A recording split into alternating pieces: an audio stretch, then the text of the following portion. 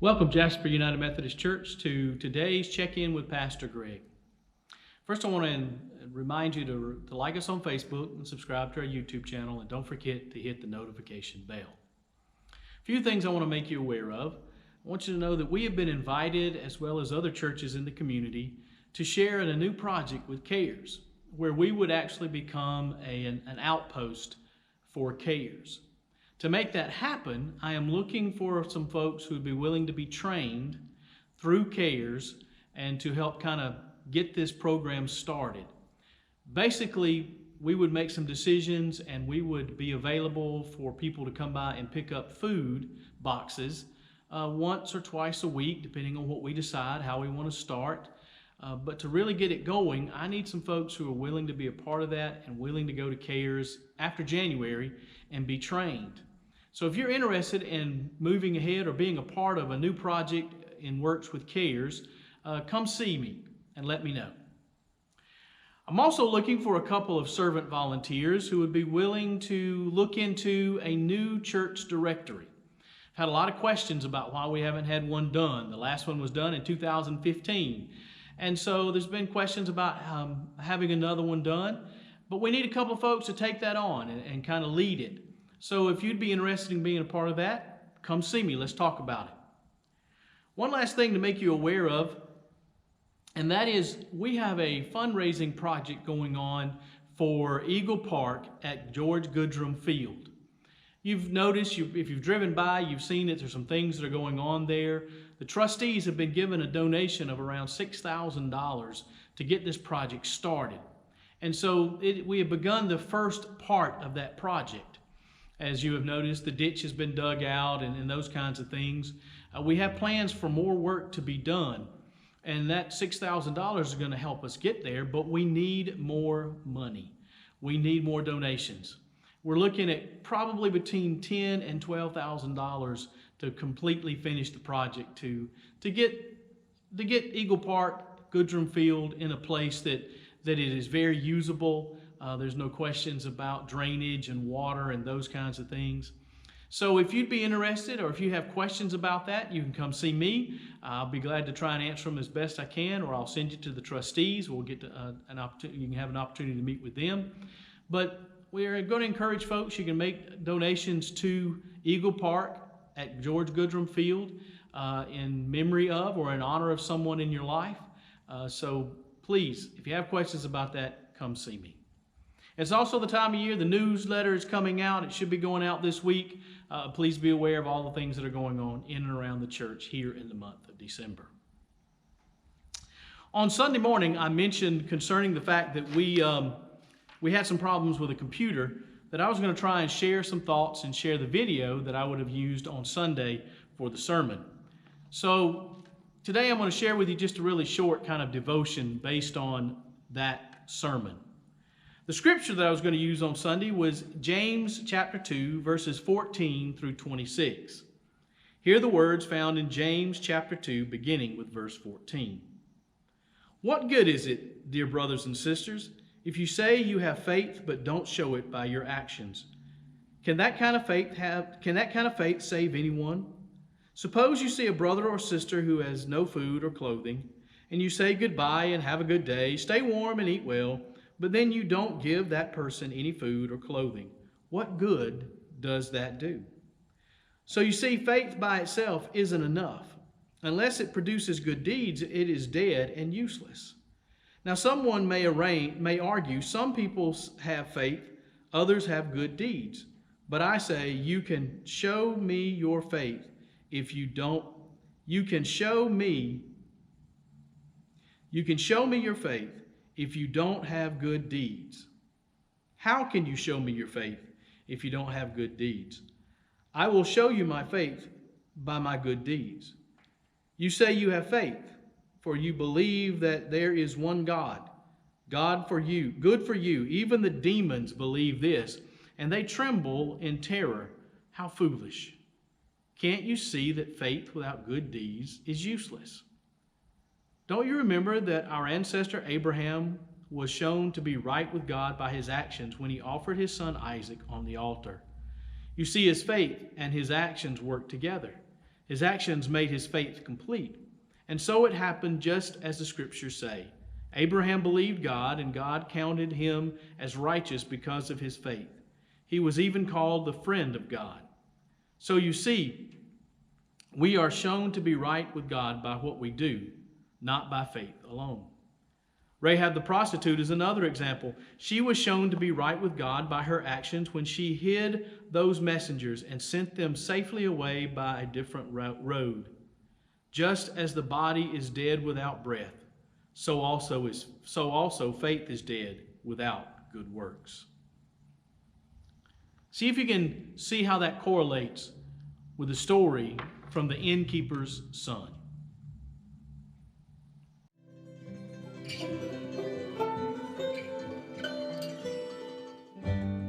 My pop had this way about him. Make me so angry. So I'd come to him with an idea. Could be big or small. Usually it was something I thought would spruce things up around here a bit. And every single time, as if he were reminding me of something, he'd pat me on the back and say, "Thank you, boy." Then he'd go on about his business. It's just his way. You know, a lot of people didn't know it, but Pop couldn't read. Now, he'd have me do his reading for him. I remember that day that he came in. He came to me with a notice that had been tacked to the front door of the inn, saying that the government was calling for a census. Well, I didn't have to read that all the way through to know what that meant. Yeah, it meant that people from all over were about to arrive in droves, and they were gonna need a place to stay. I said, "Pop, we gotta get busy. We got work to do. We need to expand our footprint. This little inn of ours is only gonna hold a handful of people." I even drew up plans, pushing for profits in every corner that I could. I was ready. Yeah, I knew it. It was time for me to take over the family business. Become the innkeeper.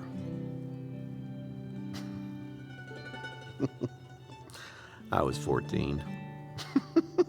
Pop patted me on the back and said, "Thanks, boy," and went on about his business. It wasn't long before Bethlehem was busting at the seams. Oh, gosh, we'd never seen so many people. And where was I?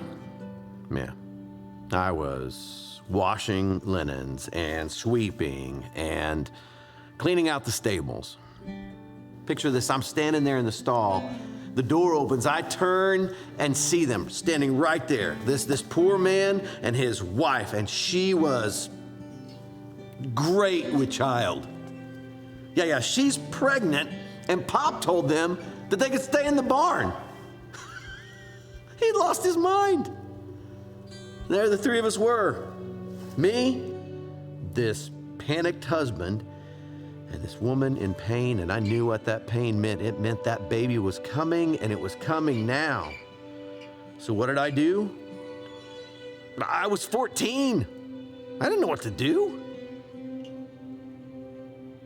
And then, in walks Pop. He's got blankets and water, and he's handling it. He was doing what he always did, saving me. And that night, he saved them too.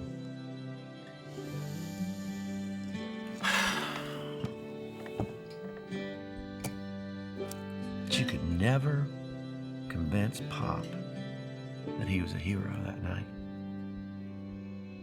No, I can still hear him. He'd say, "Boy, all I did was make room that night." The hero that night was God, coming down to save us all.